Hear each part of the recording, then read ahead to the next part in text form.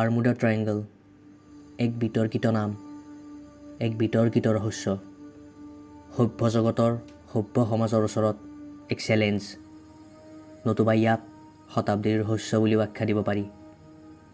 আজি মানৱ দৃষ্টি যদিও অন্তৰীক্ষ ভেদ কৰি গ্ৰহ নক্ষত্ৰত উপনীত হৈছে, কিন্তু স্বয়ং পৃথিৱীৰ ওপৰতে এনে বহু ৰহস্য আছে যাৰ মীমাংসা আজি পৰ্যন্ত মানুহে কৰিব পৰা নাই। ইয়াৰ ভিতৰত বাৰ্মুডা ট্ৰায়েংগল অন্যতম। পশ্চিম আটলাণ্টিক সাগৰৰ এই কুখ্যাত ত্ৰিভুজৰ এমূৰত ফ্লৰিডা, দ্বিতীয় মূৰত বাৰ্মুডা আৰু তৃতীয়টো মূৰত পৰ্টোৰিকা অৱস্থিত। এই অঞ্চলত নিখোজ হোৱা জাহাজ, বিমান আৰু মৃত ব্যক্তিৰ সংখ্যা শতাধিক। কিন্তু বৰ্তমানলৈকে এনে কোনো বিজ্ঞানসন্মত প্ৰমাণ পোৱা হোৱা নাই যাৰ দ্বাৰা এই ট্ৰায়েংগলৰ ওপৰৰ পৰা ৰহস্যৰ আৱৰণ আঁতৰাব পাৰি। বাৰ্মুডা ট্ৰায়েংগলৰ ৰহস্য সম্বন্ধে পৃথিৱীৰ অনেক লেখক সাহিত্যিকে অনেক কিতাপ, গল্প, প্ৰবন্ধ আজি ৰচনা কৰিছে।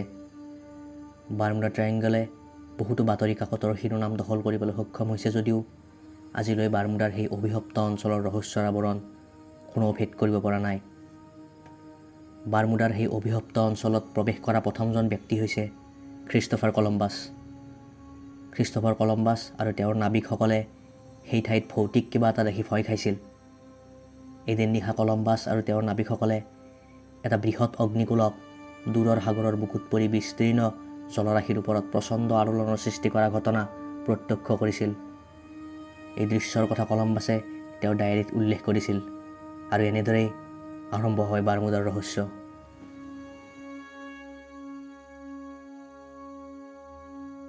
চন 1750।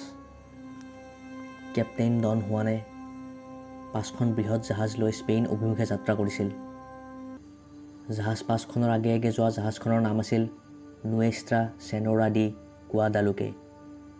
এই জাহাজখনতে আছিল কেপ্টেইন ডন হুৱান। বাকী 4খন জাহাজে তেওঁৰ জাহাজক অনুসৰণ কৰি আগবাঢ়িছিল। হাভানা বন্দৰ এৰি ফ্লৰিডাৰ দক্ষিণে বাহামা চেনেলৰ ভিতৰেদি উত্তৰ গাল্ফ ষ্ট্ৰীমৰ কেপ হেৰিটাছৰ ফালে আগবাঢ়ি গৈছিল জাহাজকেইখন। ইয়াৰ ঠিক পিছতে পূব আটলাণ্টিকৰ বাৰ্মুডা ট্ৰায়েংগল অঞ্চল। বতৰ ভাল আছিল কাৰণে জাহাজকেইখনে নিৰাপদে আগবাঢ়ি গৈছিল নিজ গন্তব্যস্থানলৈ। কিন্তু হঠাৎ কেপ্টেইন ডন হুৱানে লক্ষ্য কৰিলে যে সাগৰৰ পানীৰ বৰণ ক্ৰমান্বয়ে ঘন ক'লা হৈ পৰিছে আৰু মাজে মাজে চাকনৈয়াৰ সৃষ্টি হৈছে। আকাশৰ বৰণ সলনি হ'বলৈ ধৰিছে। কেপ্টেইন আচৰিত হ'ল। হঠাৎ সমুদ্ৰৰ মাজত এইবোৰ কি হ'ব ধৰিছে? তেওঁ অলপো পলম নকৰি জাহাজৰ কৰ্মচাৰীক ডেকলৈ মাতি আনি ধুমুহাৰ কথা জনাই সতৰ্ক কৰি দিলে আৰু কোনে কি কৰিব লাগিব তাৰ নিৰ্দেশ দিলে। প্ৰচণ্ড বেগেৰে ধুমুহা আহিবলৈ ধৰিলে। সাগৰখনো যেন ফুলি উঠিল। চাৰিওফালে অন্ধকাৰে আৱৰি ধৰিলে। নাবিকসকলে ডেকত থিয় হৈ থাকিব নোৱাৰি আঁতৰি গ'ল। জাহাজখন দিক বিদিক নামানি যেনি তেনি আগুৱাই গৈ থাকিল। কিন্তু কিছু সময়ৰ পাছত বতাহৰ বেগ লাহে লাহে কমি আহিল। নাবিকসকলেও স্বস্তিৰ নিশ্বাস এৰিলে। নিশাটো কোনোমতে পাৰ হ'ল। পিছদিনা পুৱাই কেপ্টেইনে চকুৰ দূৰবীণ লগাই পিছে পিছে আহি থকা আন 4খন জাহাজৰ সন্ধান কৰিবলৈ ধৰিলে। অনেক সময়ৰ পাছত প্ৰথম জাহাজখন চকুত পৰিল। কিন্তু আন 3খন জাহাজৰ কোনো সংসূত্ৰ পোৱা নগ'ল। সাগৰত ডুবিলেও জাহাজৰ কিবা নহয় কিবা ধ্বংসাৱশেষ পোৱা যায়। কিন্তু এই 3খন জাহাজৰ একো চিন পোৱা নগ'ল। বাৰ্মুডাৰ বুকুত অন্তৰ্ধান হোৱা এই জাহাজ 3খনৰ ৰহস্য আজিও ৰহস্য হৈয়ে ৰ'ল। পেট্ৰিয়ট এখন ধুনীয়া দ্ৰুতগামী সৰু জাহাজ আছিল। এই জাহাজখন ছাউথ কেৰলিনাৰ পৰা আগুৱাই গৈছিল নিউয়ৰ্ক অভিমুখে। কিন্তু কোনোদিনেই সেই জাহাজখন নিজৰ গন্তব্যস্থানত গৈ উপস্থিত নহ'ল। 1852 চনৰ 31 ডিচেম্বৰ তাৰিখে উইনিয়া উপসাগৰৰ জৰ্জটাউন বন্দৰৰ পৰা এই জাহাজ এৰা গৈছিল। কেপ্টেইন অভাৰষ্ট্ৰোকছ আছিল এই জাহাজখনৰ কেপ্টেইন। তেওঁ এজন অভিজ্ঞ তথা সুদক্ষ নাবিক আছিল। নিৰ্ধাৰিত সময়ত জাহাজৰ লংগৰ তুলি জাহাজখন দ্ৰুত গতিত আগবাঢ়ি গৈছিল নিউয়ৰ্ক অভিমুখে।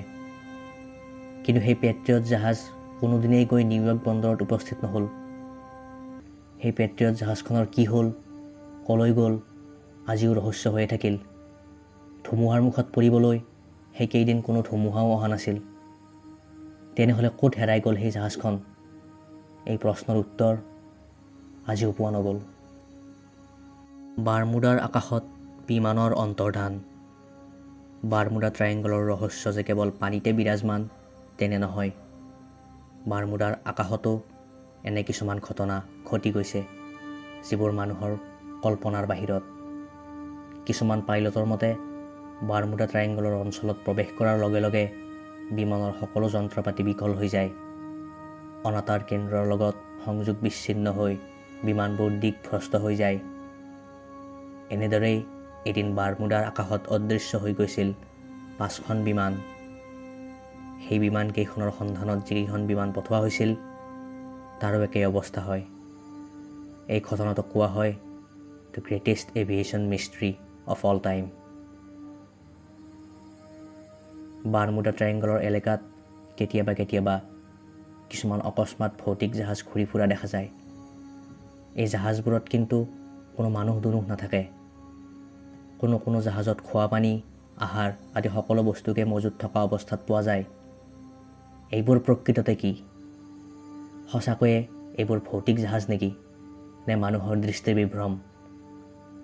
জনসাধাৰণৰ বিশ্বাস বাৰ্মুডা ট্ৰায়েংগলত কোনো অপাৰ্থিৱ শক্তিৰ প্ৰভাৱ আছে, কিন্তু এইটো কিমান দূৰ সত্য কোনেও ক'ব নোৱাৰে।